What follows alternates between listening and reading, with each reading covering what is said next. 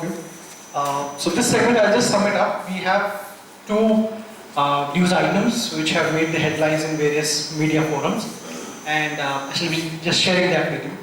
And would request you to share your views on those. And then we will share our thoughts on those items.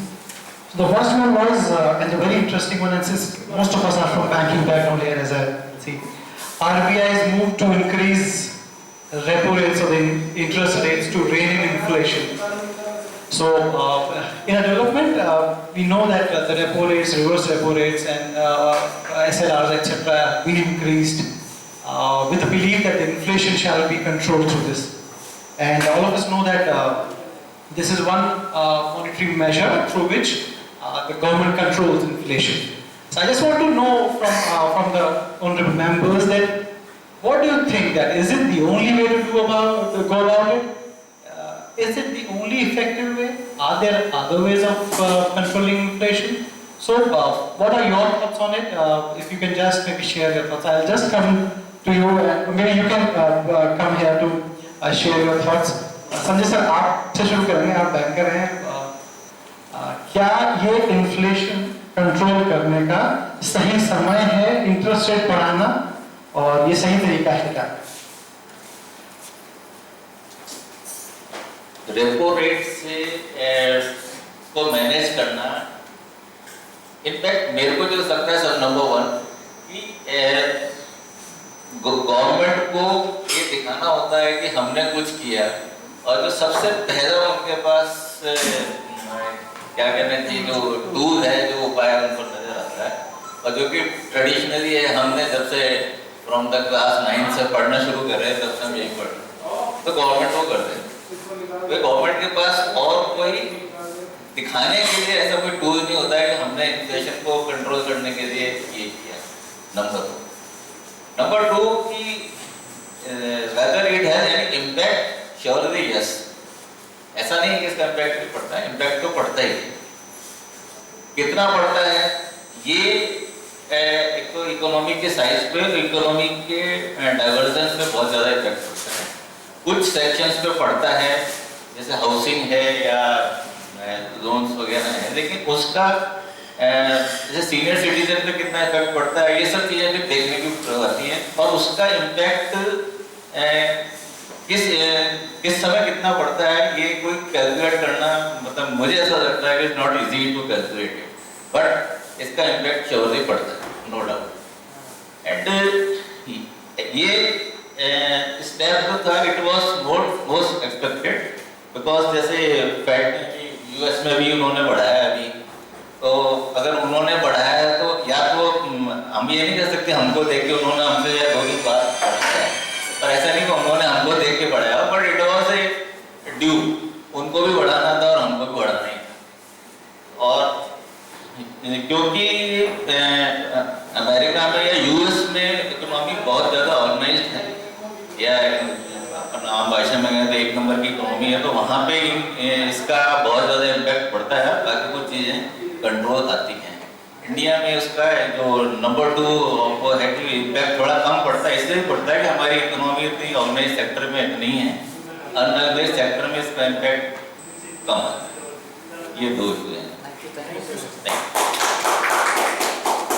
Upadhyay ji, आप क्या मानते हैं, ये सही समय था क्या इंटरेस्ट रेट्स बढ़ाना, जब इकोनॉमी रीबाउंड कर रही है, कोविड से सब त्रस्त थे और कम इंटरेस्ट रेट्स की वजह से कंजम्पशन ज़्यादा था, डिमांड थी, आपने इंटरेस्ट रेट्स बढ़ा दिए. अब जब पैसा सूख जाएगा इकोनॉमी से, तो ऐसे में ये समय, इस समय पर ये कदम लेना क्या ठीक है क्या, इंडस्ट्रीज के लिए भी ठीक है क्या? Thank you, Piyush. Basically, what Sanjay sir said across that it is not only one tool through which we can control inflation. If you see across the world, inflation is rising. सबसे पहले bank of England ने किया था. We were listening the news that US will increase. All of a sudden we saw that Mr. Shashikant Das came and raised the interest rate. जैसे जब inflation की बात करते हैं तो अगर इन्फ्लेशन इज ट्रीटिंग, मतलब curing inflation is just like curing cancer through chemotherapy, जो कहीं ना कहीं कोई ना कोई पार्ट को डैमेज करता है. And for all central banks, our RBI, this policy is just like a brake to control the economy. This is one of the tools, but which was not expected. It was more expected during the next monetary policy, but it happened. But this surging inflation is not because of the demand. जब repo rate हम बढ़ाते हैं, rate बढ़ाते हैं, तो होता क्या है? ब्याज महंगा हो जाता है, जिसकी वजह से कंज्यूमर और वो अपना जो खरीदी या that gets मतलब एक्सपेंशन का वो पोस्टपोन कर देता है, और उसके पोस्टपोनमेंट की वजह से डिमांड कम हो जाती है और मतलब प्राइसेस थोड़े से वो हो जाते हैं. But this inflation is not because of the demand. It is more because of the supply. अभी हम देख रहे हैं, we are talking of the geopolitical tension. जो मतलब रशिया यूक्रेन में हो रहा है. We were talking of the Indonesia में पाम ऑयल का सप्लाई कम हो गया है, चाइना में एक्टिविटी कम हो गई है. तो जब सप्लाई नहीं रहेगा तो ऑटोमेटिकली महंगाई तो बढ़ेगी. Just because of this raising rate, market से लिक्विडिटी सक करके हम इन्फ्लेशन को टेम आउट नहीं कर सकते. Basically, there is more thing which we need to see on the demand side, like what we said कि अभी पैसा जरूरी है for the economy of growth, and that is balance between जो कि RBI की responsibility है to balance between the growth and inflation. So from my side view, it's very early to say कि जब तक ये supply side चीजें ठीक नहीं होती हैं, सिर्फ inflation rate बढ़ाने से inflation tame out हो जाएगा, वो it's very difficult to say as of now. Thank you. Thank you for this. Yes. हाँ please आइए. शुभम. एक्चुअली जब मैंने ना कोई भी इन्वेस्टमेंट प्लान चुना, गवर्नमेंट ने उसकी रेट ऑफ इंटरेस्ट कम कर दी. सबसे पहले मैंने एफडी कराई थी, फिर कम हो गई, फिर पीपीएफ लिया, उसका भी कम हो गया, फिर बेटी हुई सुकन्या समृद्धि में किया, उसमें भी कम हो गया. तो ये सोच के मैंने होम लोन लिया, इसका उन्होंने बढ़ा दिया. तो मुझे ये समझ नहीं आ रहा कि वो मुझे ही ट्राई कर रहे हैं क्या, ये ऐसा जो सब बोल रहे थे अभी. Thank you. Okay, so I'll just try and conclude it, this topic, and all of you kindly covered it completely. So just coming to the basic, please. Sir actual में जो इन्फ्लेशन हुआ वो कोरोना काल के अंदर maximum rupees print करके जो liquidity ज्यादा आ गई थी इकोनॉमी के अंदर उसको सर करने के लिए इसको रेट ऑफ इंटरेस्ट बढ़ाया मेरे व्यू के. Thank you, sir.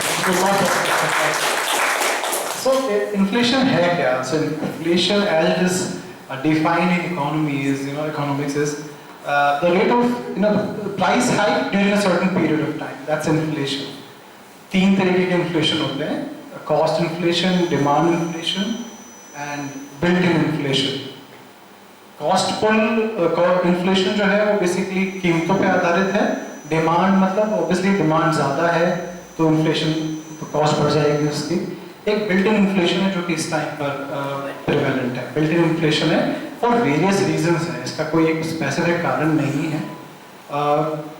क्या और तरीके भी हो सकते हैं इसको कंट्रोल करने के? तो जी हाँ, और तरीके हो सकते हैं. जो सबसे पहला तरीका जो किया जा सकता था वो ये था कि हम लोग इंडस्ट्रीज को सब्सिडाइज करते, हम प्रोडक्शन बढ़ाते चीज़ों का, ताकि वो जो अभी क्या कैश ज़्यादा है ना, सामान कम है, डिमांड ज़्यादा है, तो वो बैलेंस आउट होता. तो सारी चीज़ें कवर करी जो मैं बोलना चाह रहा था. I just quickly sum it up. So supply बढ़ा दी जाए किसी चीज़ की, हाउसिंग के अंदर सब्सिडाइज कर दिया तो ज़्यादा हाउसिंग प्रोजेक्ट्स आ गए, प्रॉपर्टी डीलर्स के रेट ऑफ इंटरेस्ट कम कर दिए, ज़्यादा हाउसिंग प्रोजेक्ट्स आ गए, अपने आप कीमत नीचे आ जाएगी उसकी. ये एक तरीका है. दूसरा तरीका है कि इनकम टैक्स बढ़ा दिया जाए, लोगों के पास पैसा ही नहीं बचेगा तो ऑटोमेटिकली मनी स्टॉक अप कर जाएगा. तीसरा है प्राइस लिमिट्स. तो किसी भी चीज़ की कीमत है उसको कंट्रोल किया जाए, तो वेजेस जो है वो बढ़ा दें, महंगाई उस तरह से बढ़ाई जाए जो कि इनपुट कॉस्ट बढ़ा दे, तो अपने आप ही जो चीज़ें या घटा दे, सॉरी, तो वो घटाने से अपने आप कीमतें जो है वो कम होनी शुरू हो जाएंगी. जो चौथा तरीका है वो हम लोगों ने देखा था 2014 नवंबर, डीमोनेटाइजेशन. जो बड़ी करेंसी है उसको मार्केट से हटा दीजिए, तो अपने आप जो बड़ा पैसा है वो मूव कर जाएगा, पैसा सोक कर जाएगा. सो बहुत सारे तरीके हैं जिस तरह से किया जा सकता था, बट आरबीआई ने ये किया। क्या समय सही था? बिल्कुल सही समय था। एक्चुअली फेड बढ़ाने वाला था, ये आरबीआई को पता था। This is not the sole reason though. तो जब फेड वहाँ रेट बढ़ा था तो इंडिया के मार्केट्स पैसा खींच के जाएगा वहाँ पर, ये एंटिसिपेट कर चुके थे हम। दूसरा ये कि इसके वजह से हो क्या रहा है कि पेट्रोल के और खाने की चीज़ों की कीमतें बहुत बढ़ी हुई हैं इस टाइम पर। वो कीमतें भी नीचे लानी बहुत ज़रूरी है, उसके लिए भी इस टाइम पर ये मेजर लिया गया। सो दो कारण थे। Coming to the second topic which is the unprecedented heat wave. So we witness the hottest April so far. I just wanted to know views of all the members that what do you think about it कि ये जो चीज़ें हो रही हैं ये क्यों हो रही हैं, कैसे कंट्रोल की जाएं? What do you think about it? So we'll start with the newest member at the last. If you could please come and share your thoughts about it.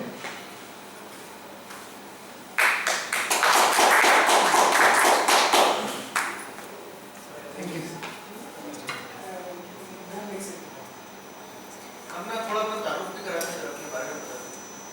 My name is Bhumik Singh. Bhumik Singh.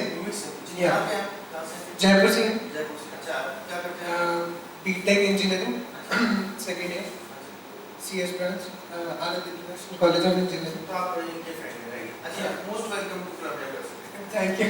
Most welcome to this meeting. Thank you. India records hottest April ever. Global warming is increasing these days day by day. More consumption of fuels and these stuff is happening. So, in my opinion, I don't think there is a solution for this. I honestly don't think there is a solution for this. Because consumption of fuel, increasing of technology, it is going to just increase day by day. It's not going to decrease. So in my opinion, I don't think this has a solution. Okay. Thank you. So very practical view perhaps. So भी आप कुछ बोलना चाहोगे? कुछ भी मतलब ये reasons आपको पता ही है, मैं आपको एक पर्सपेक्टिव पे देता हूँ।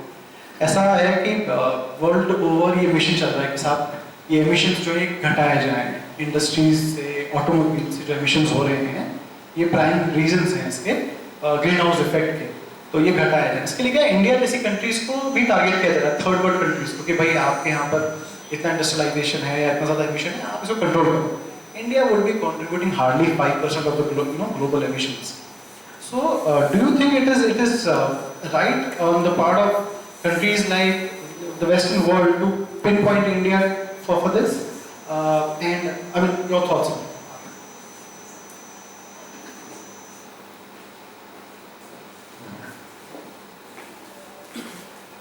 Okay, so India records the hottest April ever. I don't know whether it's just India or it's part of the world as well. But I just want to share one of the talks which we had in our office. So one of my colleagues said, why it is always India only, ना गरीबी सारी India में है, population सारी India में ही है, and you know that particular person stated one line and said इतने सारी countries हैं और हर country में इतनी सारी cities है, why top 5 are only of India only?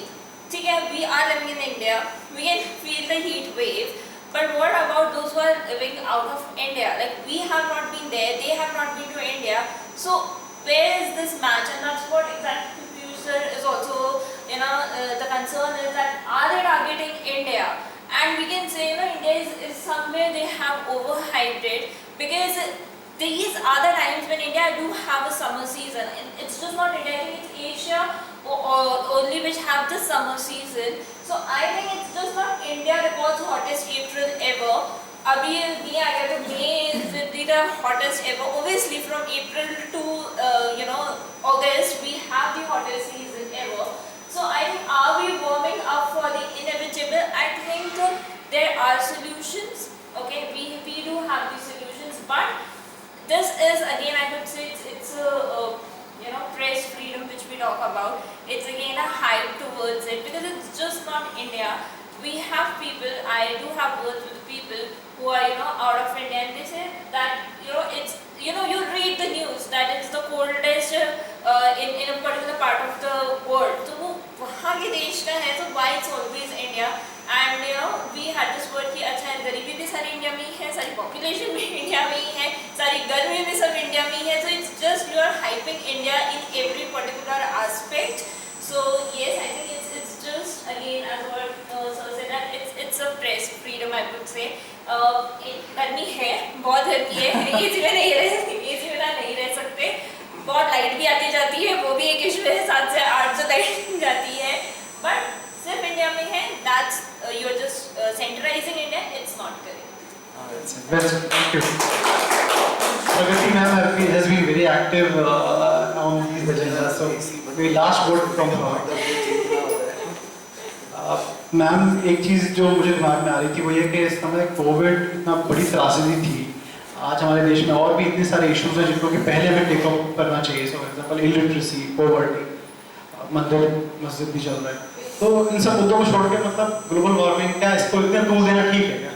बहुत ज़्यादा सर, ये में मुझे लगता है कुछ फैशन सा ही हो गया कि एक तरफ हम कह रहे हैं कि इंडिया आगे बढ़ रहा है, इंडिया इज राइजिंग, और खास तौर से इसको टारगेट बनाया जा रहा है हमारे यूथ की वजह से. आप देखिए कि अभी दूसरी कंट्रीज की हालत इतनी खराब है, उनके पास बूढ़ों की पॉपुलेशन इतनी ज्यादा है कि जब तक यूथ को ये डराया नहीं जाएगा ना कि अरे तुम्हारी कंट्री में ऐसा, तुम्हारी कंट्री में बहुत ज्यादा खराब हालत है, तो बेचारे यूथ सोचेगा कि अरे हम छोड़ के बाहर जाएं वेस्टर्न कंट्रीज में.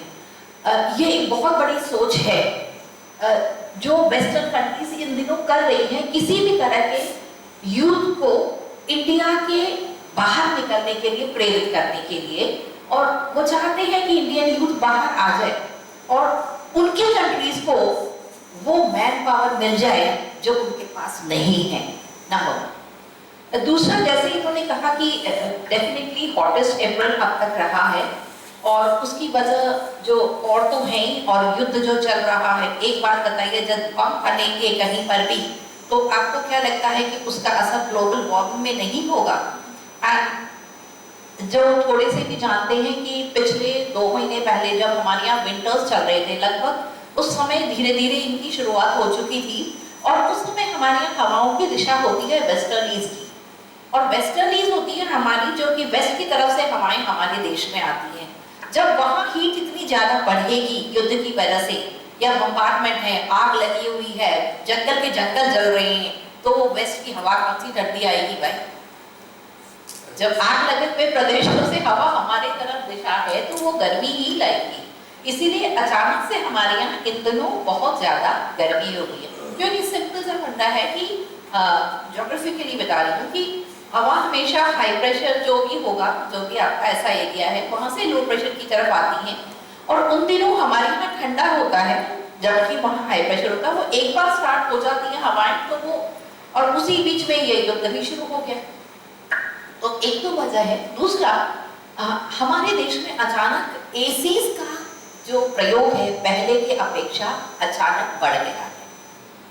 मतलब पिछले 5 साल में अगर आप देखेंगे तो एसीज का प्रयोग जितना बढ़ गया है उतना पहले कभी नहीं था. और लोगों को लगता है हम यहाँ बैठे हैं, यहाँ बहुत ठंडा है, पर अभी इस समय आप बाहर का एनवायरनमेंट जाके देखिएगा, उस जगह जहाँ से ये हवा निकाल के एसी बाहर फेंक रहा है. You look at that environment, कहाँ जाएगा ये गर्मी भी कहाँ जाएगी? हमने अभी तो ठंडा महसूस कर लिया, बट अल्टीमेटली ये गर्मी भी बाहर के एनवायरनमेंट में गर्मी बढ़ाती ही है. तो ओजोन लेयर तो है ही सर. तो एक कारण नहीं है, बहुत सारे ऐसे अलग अलग कारण हैं. फिर आपको पता है डिफॉरेस्टेशन इतना हो गया, जंगलों में उत्तराखंड में आग लग जाती है, कभी राजस्थान में हो जाती है, कभी अलवर में लग जाती है. तो फॉरेस्ट कवर जो कि इसको ठंडा रख सकता है एनवायरनमेंट को, वो भी खत्म हो रहे हैं धीरे धीरे. इंडस्ट्रियल जो एरिया है, इंडस्ट्रियल एरिया में तो गर्मी होती ही होती है, बहुत ज्यादा है. और फिर आगजनी की घटनाएं और थोड़ी बहुत हो जाती हैं हमारे देश में. तो ये कुल मिलाकर के इंडिया में हॉटेस्ट अप्रैल मनाने के लिए बहुत ज्यादा कारण रहे हैं इन दिनों, जैसा मैं समझ रही हूँ. It is not only one factor कि क्लाइमेट ही है, it is deforestation, it is our habits, it is industrialisation, it is जो टेक्निकल एडवांसमेंट है हमारे हो रहे हैं, हम हर जगह गैजेट्स नए से नए यूज कर रहे हैं, और वो भी ही प्रोड्यूस कर ही रहे हैं कहीं ना कहीं. Thank you so much.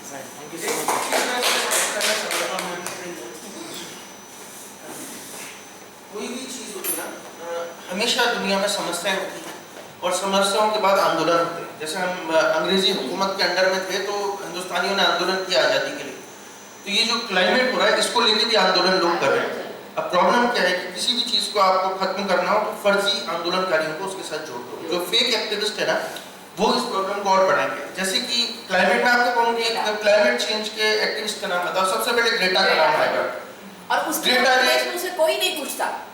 Greta ने अपनी जिंदगी में ग्रेटा ने अपनी जिंदगी में कोई भी काम नहीं किया क्लाइमेट के, ठीक है, सिर्फ ट्विटर कुछ ट्वीट कर दिए, उसको हाइप मिल गया, सेलिब्रिटी स्टेटस मिल गया। जैसे कि मलाला है जो कहती है मैंने महिलाओं के लिए काम किया, उसने भी कुछ नहीं किया। तो एक्चुअली जो मीडिया है ऐसे लोगों को ग्लैमराइज कर रहा है, हाइप कर रहा है, जिन्होंने खुद ने अपनी जिंदगी में कोई काम नहीं किया, वो क्लाइमेट एक्टिविस्ट बन जाते हैं, वो वुमेन्स राइट्स एक्टिविस्ट बन जाते हैं। इससे भी ये समस्याएं और विकराल हो जाती है, क्योंकि जो लोग वाकई में इस फील्ड में ईमानदारी से काम कर रहे हैं उनकी आवाज दबा दी जाती है, उनको कुचल दिया जाता है, और जो झूठे लोग हैं, फरेबी हैं, उनको प्रोमिनेंस दिया जाता है। अब ग्रेटा को कोई भरोसा नहीं करके नोबेल प्राइज मिल जाए, मतलब आप ऐसे मैं आपको एग्जाम्पल देता हूँ। उसे नहीं मिलेगा क्योंकि स्वीडन जिस कंट्री में वो रहती है वहाँ उसे एक आदमी भी पसंद नहीं करता। They don't like her at all, क्योंकि वो कहते हैं वो ऐसी स्टूडेंट है जो पूरी पीढ़ियां बर्बाद कर रही है। और ये फॉर एग्जांपल आपको बताऊं, बराक ओबामा को शांति के लिए नोबेल पुरस्कार मिला था, करोड़ों लोगों की हत्याओं का जिम्मेदार था वो, कई देशों में उसने हमला किया और उसको शांति के लिए नोबेल पुरस्कार दिया गया। जस्ट इमेजिन, ठीक है। तो हम ऐसी जो दुनिया में रह रहे हैं जहाँ पे कोई भी समस्या है तो समस्या से लड़ने के लिए एक्टिविस्ट भी मौजूद हैं जेन्युइन, और उनको कुचलने के लिए जो फर्जी ट्विटर वाले लोग हैं, ये लोग अगर किसी भी कॉज के लिए लोगों को आवाज नहीं उठाने देंगे, और जैसे ही कोई जेन्युइन चीज उछलेगी ये फेक एक्टिविस्ट उसको हाईजैक कर लेंगे और ये कॉज जो है ये विकराल होती है। Things will get worse in time. Thank you, Pranjal, thank you, ma'am. So, the concluding comments. हाँ जी, एक जो है ये जो अप्रैल वाला इसमें जो न्यूज़ आई थी ना कि 108 साल पुराना गर्मी का रिकॉर्ड नवंबर, तो 108 साल पहले भी इतना टेम्परेचर हुआ है, इसलिए ज़्यादा ठंड की जरूरत नहीं है, ठीक हो जाएगा, अगले साल ठीक हो जाएगा। रिकॉर्ड तो होते टूटने के लिए। तो एसी भी नहीं थे, एसी भी नहीं थे। आपने जो बोला ना कि आजकल यूथ को बाहर, मुझे लग रहा है गर्मी से तो कमरे में घुस रहा है, एसी से बाहर नहीं जा रहा है। So just extending to what Sanjay sir said and ma'am said and Pranjal said, there is a research organization in America known as RFF, Resource for the Future. They've been surveying people and asking them what is the priority right now, heat wave or what.